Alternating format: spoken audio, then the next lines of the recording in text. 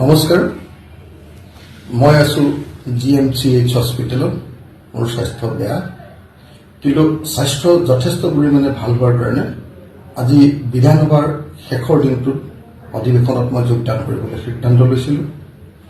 কিন্তু চিকিৎসকে কোনোপধ্যে মোক অনুমতি নিদিলে। তাতকৈ ডাঙৰ কথা, আজি বিধানসভাৰ অধিৱেশনৰ শেষ দিনা মই এটা প্ৰতিবাদ কৰাৰ সিদ্ধান্ত লৈছিলোঁ। সেই প্ৰতিবাদ কৰাৰ বেনাৰখন মই আপোনালোকক দেখুৱাই আছোঁ।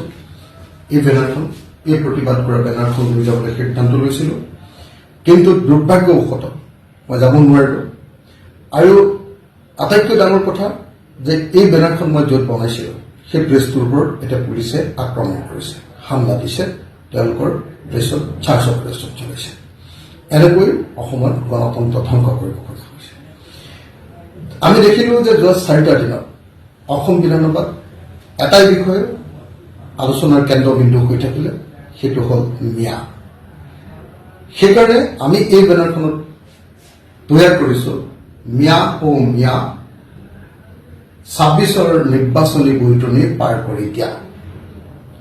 এয়াই যেন আজিৰ দিনটোত বিজেপি চৰকাৰখনৰ একমাত্ৰ ধ্যান ধাৰণা।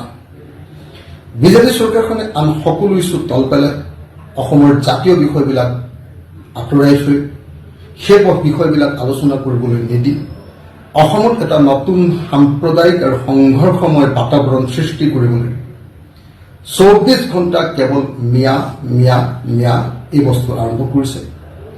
ম্যাদ খেদা আন্দোলন এটা তেওঁলোকৰ স্পন্সৰশ্বিপত, তেওঁলোকৰ পৃষ্ঠপোষকতাত কিছুমান মানুহ লগাই ম্যাদ খেদা এটা আন্দোলন আৰম্ভ কৰিছে।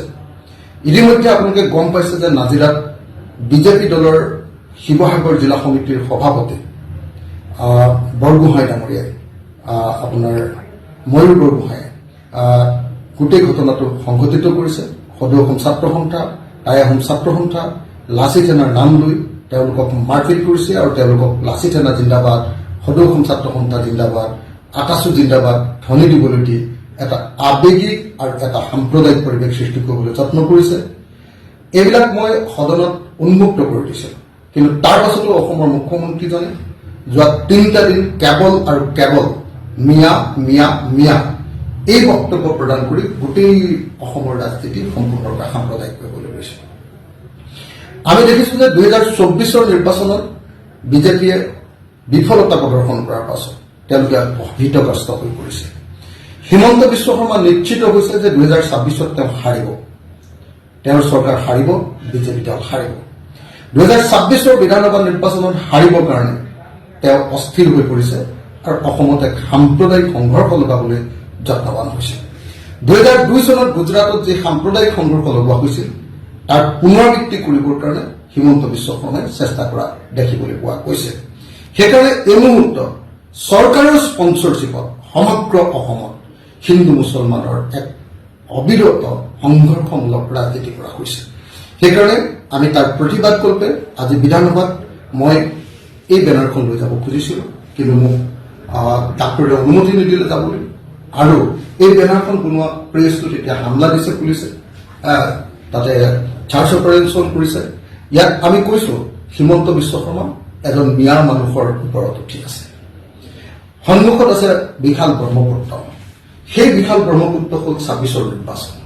সেই 26ৰ নিৰ্বাচন বা বিশাল ব্ৰহ্মপুত্ৰ পাৰ কৰাই দিবৰ কাৰণে হিমন্ত বিশ্ব শৰ্মাই এজন মিয়া মানুহৰ কান্ধত উঠি গৈছে।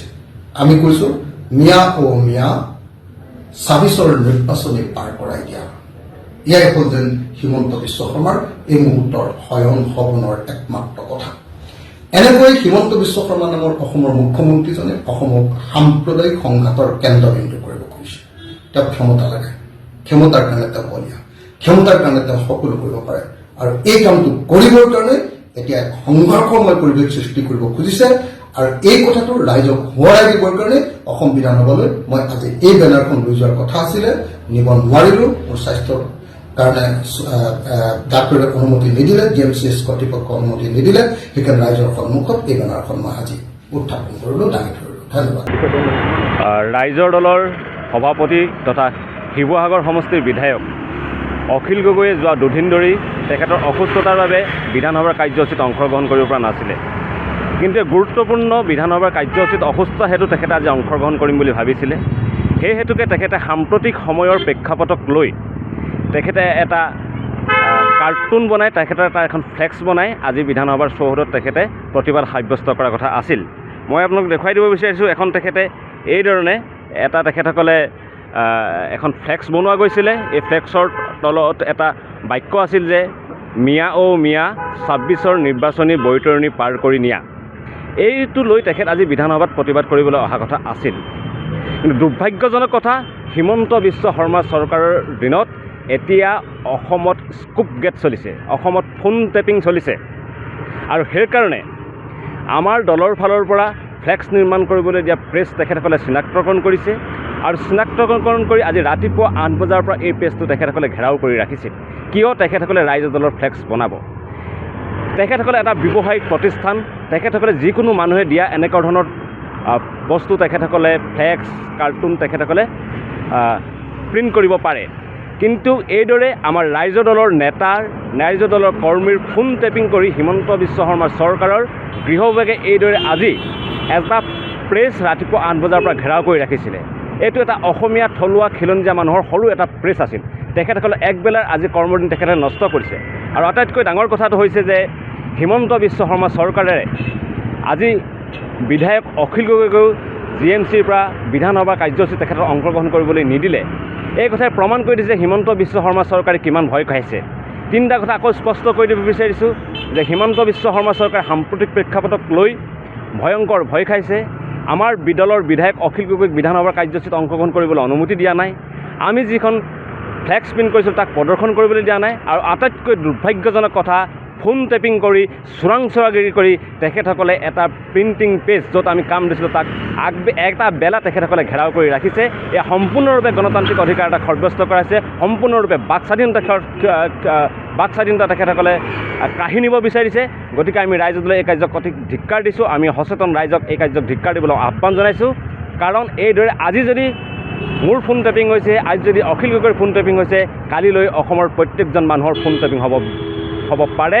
এইটো আজি কথাটো স্পষ্ট হৈ গৈছে যে হিমন্ত বিশ্ব শৰ্মা চৰকাৰে ফোন টেপিং কৰাৰ দৰে নিকৃষ্ট ষড়যন্ত্ৰত লিপ্ত হৈছে। গতিকে হিমন্ত বিশ্ব শৰ্মা চৰকাৰৰ ফোন টেপিং কৰি এই ধৰণৰ গণতান্ত্ৰিক প্ৰতিবাদ সাব্যস্ত কৰাৰ যি অধিকাৰ তাক কাঢ়ি নিব বিচৰাৰ যি নিকৃষ্ট ষড়যন্ত্ৰ, সেই ষড়যন্ত্ৰ আজিৰ ঘটনাই জল পটকৈ প্ৰমাণ কৰি দিলে।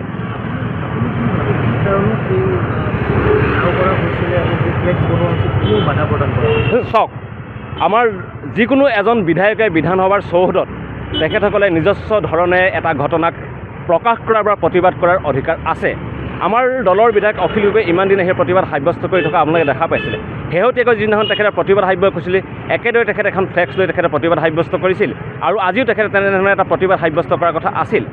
কিন্তু আটাইতকৈ ডাঙৰ কথাটো হৈছে যে আমি প্ৰতিবাদ সাব্যস্ত কৰিবলৈ এখন ফ্লেক্স প্ৰস্তুত কৰিছোঁ। আমি ক'ত সেই ফ্লেক্স প্ৰস্তুত কৰিছোঁ, কেনেকৈ অসম চৰকাৰ পুলিচে গম পাব? সেয়া ফোন টেপিং নকৰিলে সম্ভৱপৰ হয়নে? গতিকে এইটো কথা প্ৰমাণ হৈ গৈছে যে হিমন্ত বিশ্ব শৰ্মা চৰকাৰে ৰাইজৰ দলৰ নেতাৰ, ৰাইজৰ দলৰ কৰ্মীৰ ফোন টেপিং কৰিছে। আৰু এইটো এটা অত্যন্ত ভয়ংকৰ আগজাননী, এটা কলা অধ্যায়ৰ ভয়ংকৰ আগজাননী হৈছে। প্ৰফুল্ল মহন্ত চৰকাৰ দিনত যেনেকৈ গুপ্ত হত্যা হৈছিলে, তাতোতকৈ সেইটো ভয়ংকৰ দিন হিমন্ত বিশ্ব শৰ্মা চৰকাৰ দিনত আহিবলৈ গৈ আছে। কাৰণ আমি দেখা পাইছোঁ হিমন্ত বিশ্ব শৰ্মা চৰকাৰে ফোন টেপিং কৰি বিপক্ষ দলৰ নেতাকৰ্মীৰ ওপৰত তেখেতসকলে চোৰাংচোৱাগিৰি কৰা আৰম্ভ কৰিছে। ইয়াতকৈ আৰু ভয়ংকৰ কথা একো থাকিব নোৱাৰে। আৰু ফোন টেপিং কৰি তেখেতসকলে বিপক্ষ দলৰ নেতাকৰ্মীয়ে যাতে প্ৰতিবাদ সাব্যস্ত কৰিব নোৱাৰে, গণতান্ত্ৰিক প্ৰতিবাদ সাব্যস্ত কৰিব নোৱাৰে, তাৰ কাৰণে তেখেতসকলে বন্দবস্ত কৰিব বিচাৰিছে। এই দুটাতকৈ আৰু নিকৃষ্ট, এই দুটাতকৈ আৰু ভয়ংকৰ ঘটনা গণতন্ত্ৰৰ কাৰণে কিবা থাকিব পাৰে নেকি?